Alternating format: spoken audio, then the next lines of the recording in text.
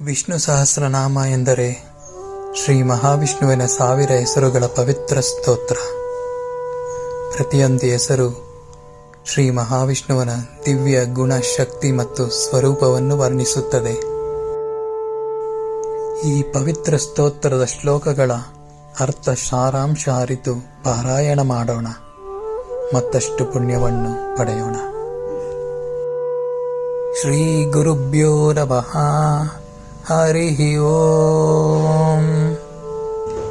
ಶ್ರೀ ಎಂದರೆ ಮಂಗಳಕರವಾದ, ಪವಿತ್ರವಾದ. ಗುರುಭ್ಯೋ ಎಲ್ಲ ಗುರುಗಳಿಗೆ ನಮಃ, ನಮಸ್ಕಾರ.